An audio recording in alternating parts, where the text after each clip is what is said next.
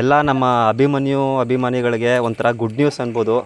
ಸುಮಾರು ವರ್ಷದ ನಂತರ ಅಭಿಮನ್ಯು ಫೀಲ್ಡ್ಗೆ ಎಂಟ್ರಿ ಕೊಡ್ತಾ ಇದ್ದಾನೆ. ನಮ್ಮ ವಸಂತಣ್ಣ ಮತ್ತು ಅಭಿಮನ್ಯು ವಿರಾಜಪೇಟೆ ಸೈಡು ಕಾಡಾನೆ ಸೆರೆ ಕಾರ್ಯಾಚರಣೆ ಆರ್ಡ್ರ್ ಆಗಿದೆ. ಅಲ್ಲಿ ವಿಪರೀತ ಕಾಡಾನೆ ದಾಂಧಲೆ ಆಯ್ತಾ ಇರೋದ್ರಿಂದ ನಮ್ಮ ಅಭಿಮನ್ಯು ಮತ್ತಿಗೂಡಿಂದ ಎಂಟ್ರಿ ಕೊಡ್ತಾ ಇದ್ದಾನೆ. ಸುಮಾರು ಈಗೊಂದು 3-4 ತಿಂಗಳಿಂದ ಹುಲಿ ಕಾರ್ಯಾಚರಣೆಗೆ ಹೋಗಿತ್ತು ಅಭಿಮನ್ಯು ಈ ಕಡೆ ಕೋಟೆ ಸರಗೂರು ಸೈಡಲ್ಲಿ. ಅದಾದ ನಂತರ ಈಗ ಫಸ್ಟ್ ಟೈಮು ಕರಡಿ ಕಾರ್ಯಾಚರಣೆ ಆದಮೇಲೆ ನಮ್ಮ ಅಭಿಮನ್ಯು ಗ್ರ್ಯಾಂಡ್ ಎಂಟ್ರಿ ಅನ್ಬೋದು.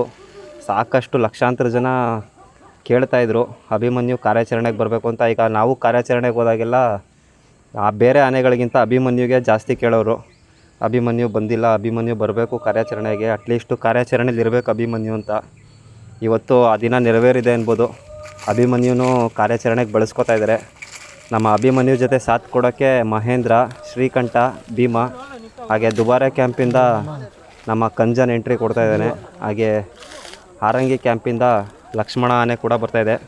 ಟೋಟಲ್ಲು 6 ಆನೆ ಸೇರಿ ಇವತ್ತು ಕಾಡಾನೆ ಸೆರೆ ಕಾರ್ಯಾಚರಣೆ ಸ್ಟಾರ್ಟ್ ಮಾಡ್ತಾಯಿದ್ದಾರೆ ವಿರಾಜಪೇಟೆ ಸೈಡು. ಯಶಸ್ವಿಯಾಗಲಿ. ನಮ್ಮ ಅಭಿಮನ್ಯು ಎಂಟ್ರಿ ಕೊಟ್ಟ ಅಂದರೆ ಅಲ್ಲಿ 100% ಸಕ್ಸಸ್ ಗ್ಯಾರಂಟಿನೇ ಅನ್ಬೋದು.